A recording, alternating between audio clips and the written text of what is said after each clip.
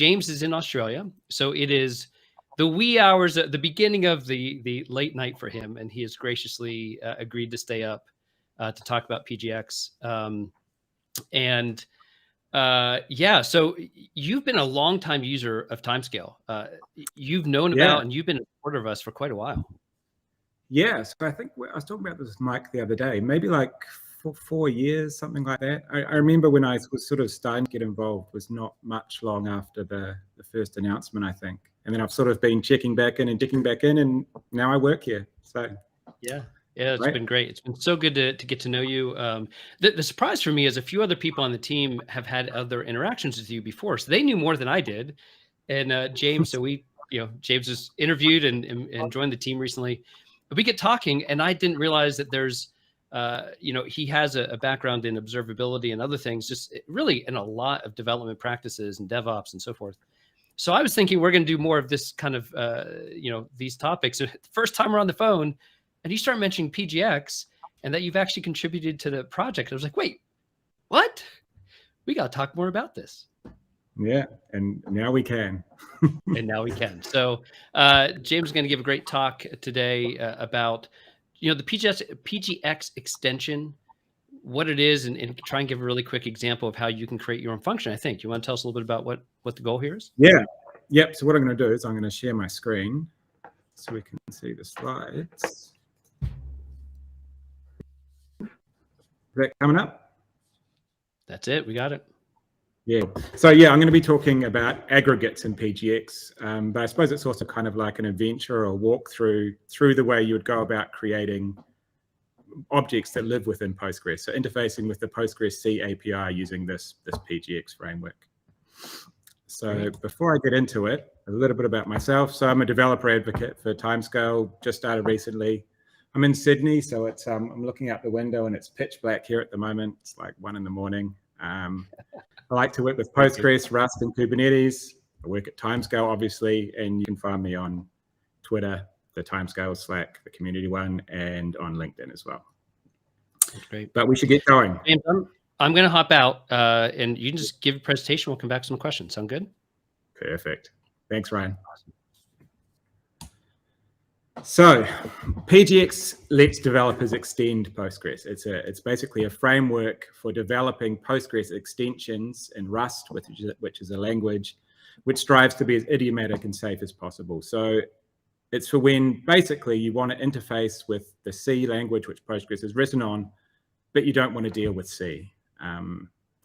And Rust is a really good language for that. So it's a modern general purpose language, which has a really high emphasis on safety and performance.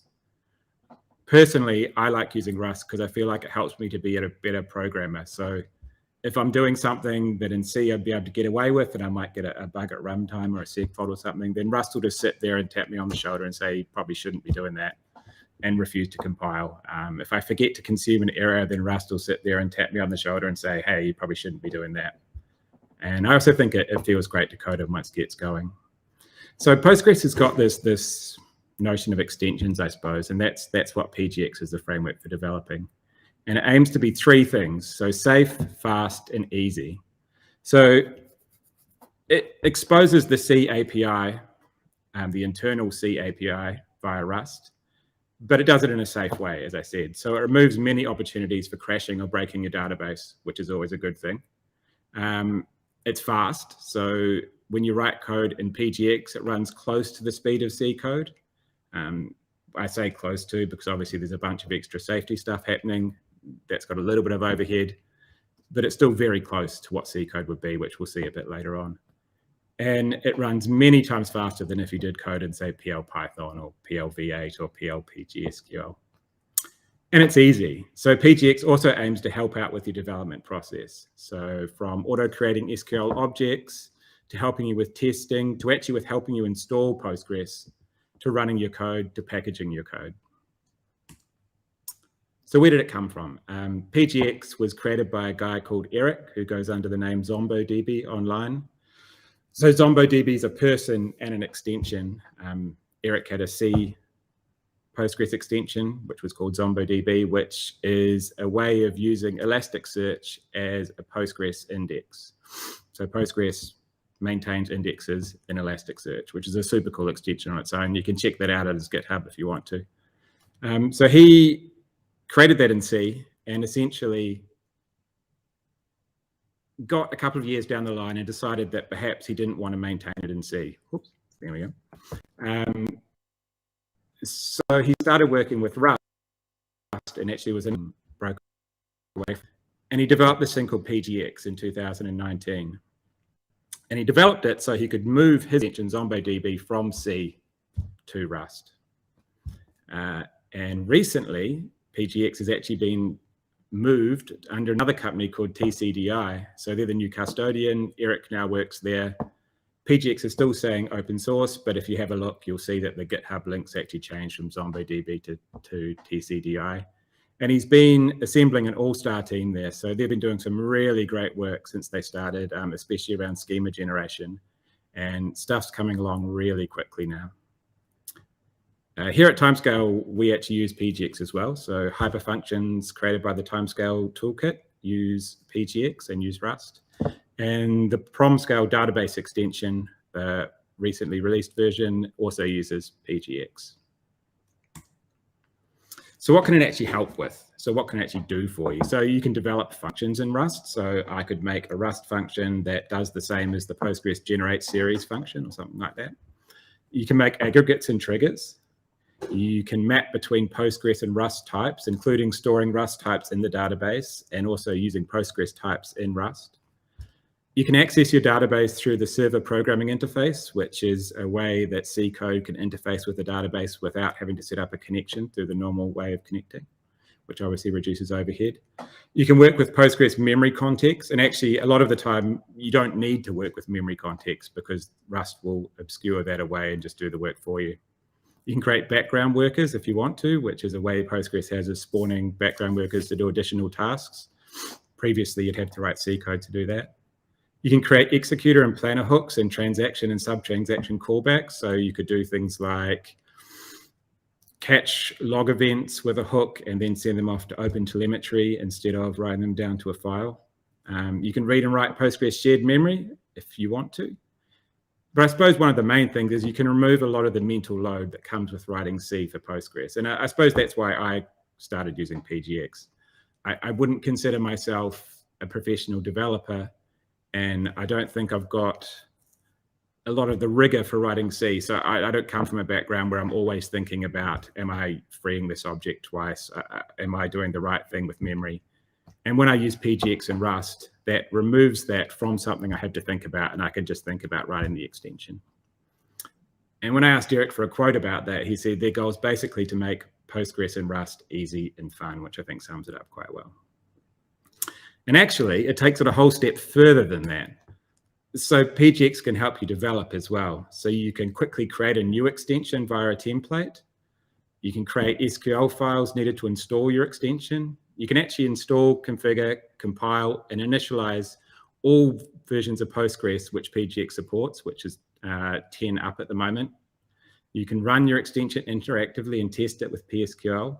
You can unit test it automatically, and you can then package it up for deployment. So I suppose when Ryan and Mike were talking about database experience before, this is very similar to that, but rather than being a database experience for people who use Postgres, this is experience for people who develop Postgres. So it enables people to really create extensions that interface with Postgres at a low level very quickly and very easily, and without many of the foot guns that you'd normally find.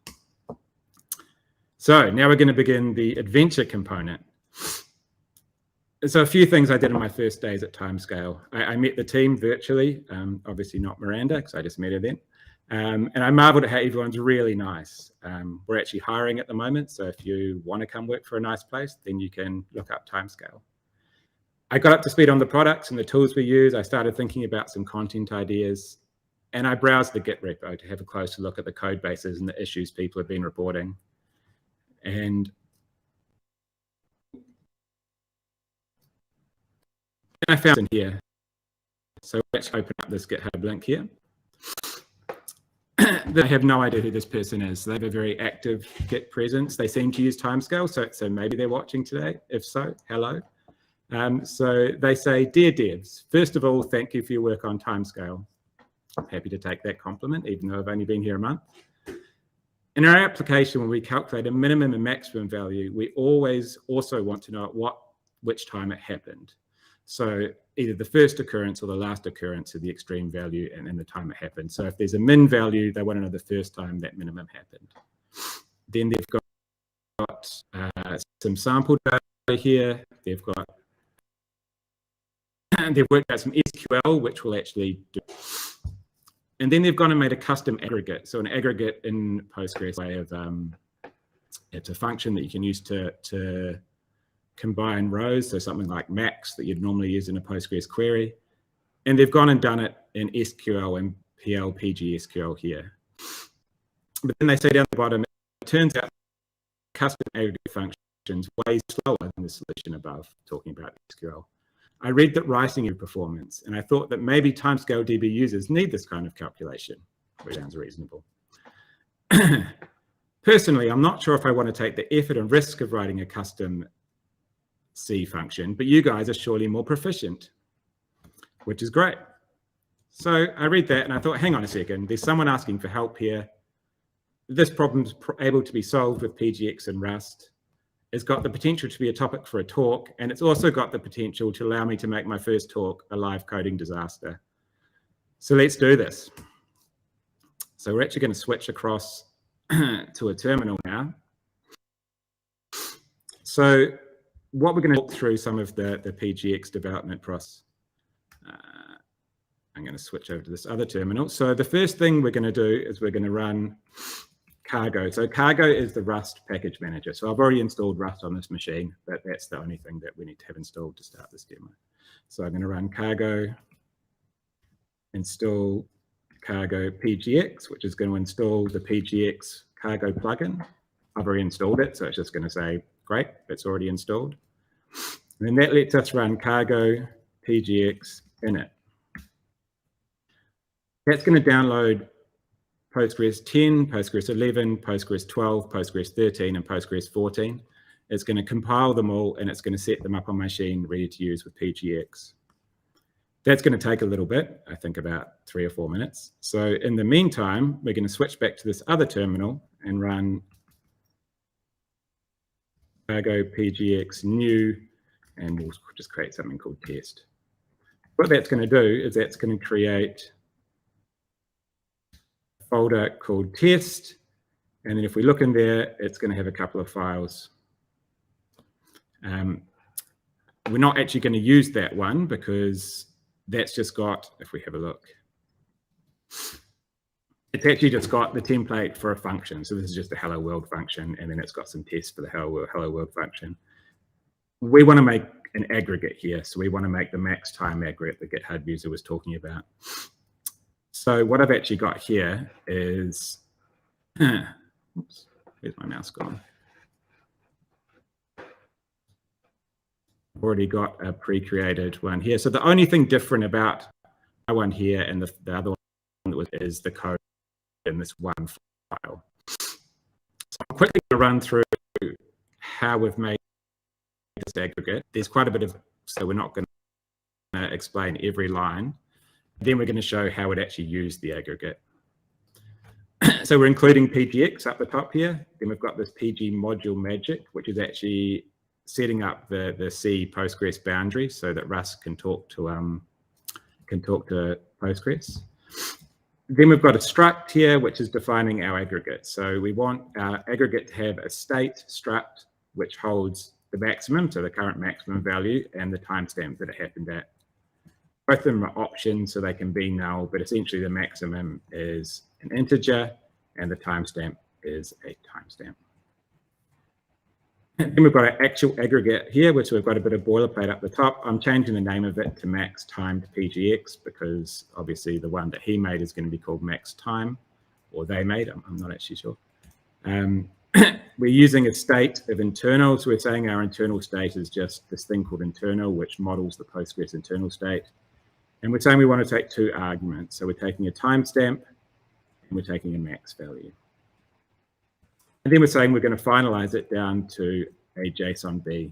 So one thing that I had to not do when I was doing this example, we'll see in a second, but in the example that was given on GitHub, they were using a custom type, which was a tuple with 2 values, so the integer and the timestamp. PGX can't do that yet, so we're having to use 𝗔𝗯nci𝘂𝗁, which provides the same functionality, but I suppose it's just a slightly different way of outputting the final value. Then we get down to this function called state. It's got some function definition here, which we don't. I suppose what we do need to worry about is this here. So this is essentially the code that defines how the aggregate's working. So this is the code you'd write if you're actually writing this aggregate. We're saying if the current maximum coming in, so the argument coming in is greater than our current maximum we've got held in our state, do we want to set to that maximum and set the timestamp and then just return that back. So this is the logic for our whole aggregate here. So basically, in a release which is going to come shortly, you'll be able to create an aggregate template rather than creating a function template, and you'll just be able to fill out this part here. I've also got this final line here, so that's just taking our internal state and converting it. I thought this was just the most readable. So we're just creating a JSONB object with timestamp. So now what we can do is we can go back to our terminal, and we're actually going to go out of this directory and go into the max time directory, and now we can do cargo PGX run. I'm going to do -- release, which means it compiles in release mode, which just means it's a lot faster, but compiles a little bit slower. It's going to say building.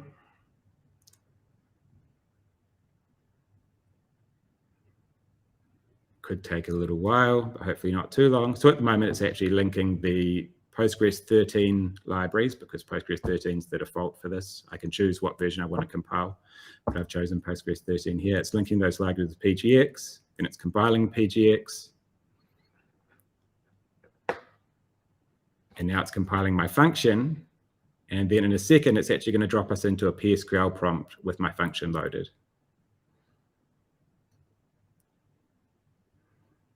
Cool. So it's discovering the SQL entities and adding those to my database. And now we're in here. So if we have a look, there's no functions in here at the moment. I can do create extension max timed. Now I've got my functions here. What I'm also going to do is I've got an SQL script here. So that's actually just going to load some demo data. So I'm just loading a table called weather data, and data just has a column which is an instant, a temperature, and a city. So this is the exact data that he was talking about, or they were talking about in that demo. I've also created the version of the max time, so the version with SQL that was in the GitHub as well. So we can do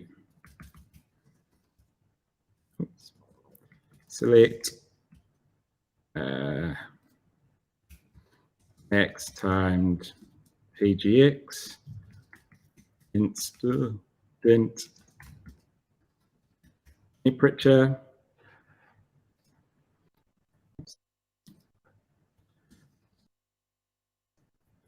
from weather data, and it's going to give us some timing on. We can see it's giving our response in about 27 milliseconds. If we try the SQL version that was provided, or the PGSQL version, we can see that takes about 114 milliseconds. So we're running considerably faster than that version was already. And in fact, as a bit of a comparison, if we then do just the normal Postgres max function, which obviously isn't quite exactly the same, so that's running in 16 milliseconds. 16 milliseconds, and then 22 there. So it's running pretty fast, pretty close to the speed that C is running when it's running a similar kind of function. So what we're going to do now, actually also say cargo PGX schema, and it's actually going to tell us the schema that's being created for this aggregate. So in the past, when you create an aggregate, as you saw in that GitHub issue, you'd actually have to go and create the schema to add the aggregate by hand. PGX does that for you. So it creates all this code, and that's what was packaged into the extension. Actually going to run cargo PGX test now, and then we quickly, while that's running, we're going to pop over into Visual Studio and go back. So here we've got another section marked up with PG test, and we've got something called that's test function here.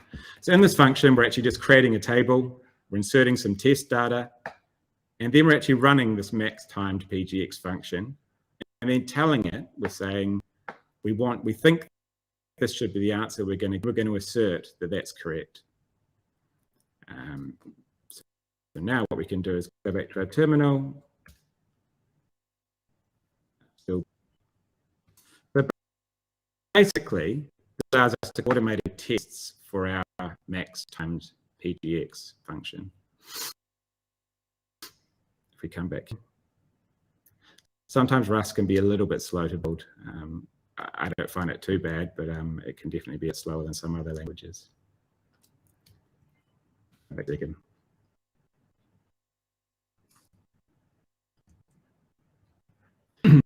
So let's go back and have a look here. So we're inserting multiple values, 0 and null, 1 and a date, 2 and 2022 0101, and 2 and 2022 102. So this is the one that we're expecting to get. Oops, sorry, this one here. So because it's the first instance of 2, we'll be expecting that to come out of the function. And then if you have a look down here, this is what we're saying in our JSON. When we come to the test, we're actually seeing that so we're getting this value here instead of the one we're expecting. And some people to guess from looking at it, but that's actually because we're in Australian time in this database rather than in UTC. But we can fix that. So we can come down here and we can pass the test as many values as we want to put into our postgres.com. We can resave, come back and run it again.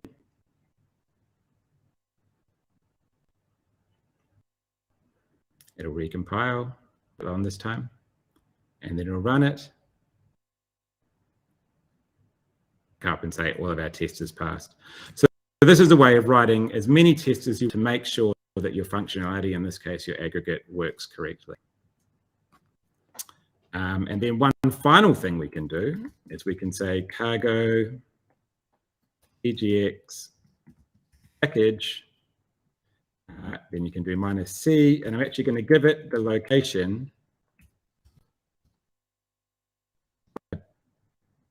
config file from another installation.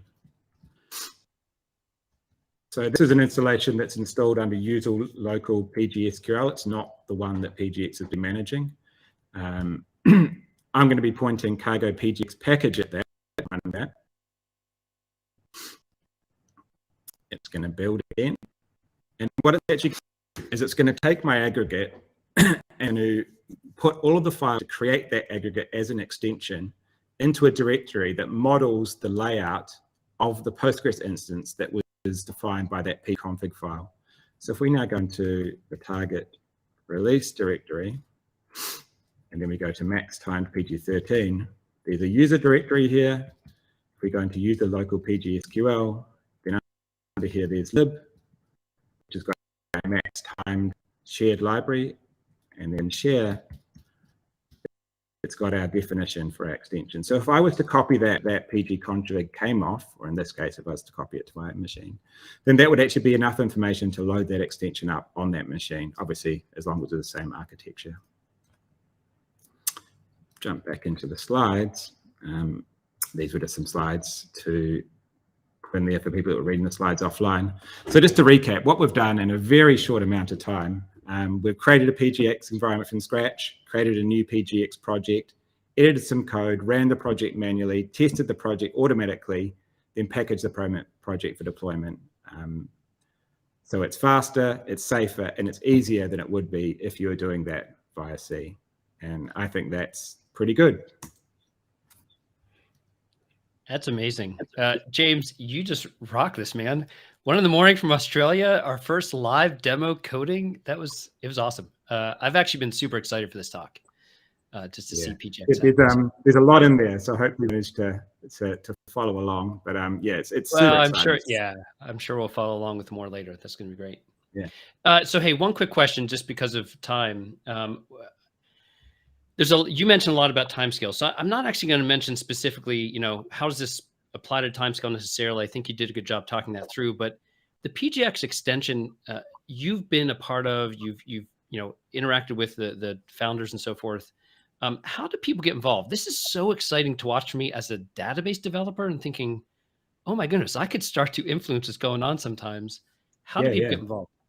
Yeah, so the best place to capture these people is on Discord, and you can get the location of the Discord from the GitHub page. So it's github/tcdi/pgx. It's a really great community. There's quite a few people hanging out there now. I think there's maybe 5 or 6 people at TCDI working on not necessarily PGX, but on the Rust stuff there. And yeah, it's a super exciting time. Like as I said, I'm not the type of developer that can just sit down and write some stuff in C. I mean, I've tried before. Writing stuff in C inside Postgres just seems really scary to me. But with PGX, at my previous job, we've managed to put multiple extensions that are running inside database into production. It just really opens up the doors of what you can do. Yeah, that's awesome. Well, very good. There is one, I'm going to very quickly, even though of time. So David just asked, and I know we've talked about this once or twice, because of the switch to the new maintainer, there is an issue right now with PGX and Windows. So do we know if there's going to be any focus on Windows? Yeah, there's the question now.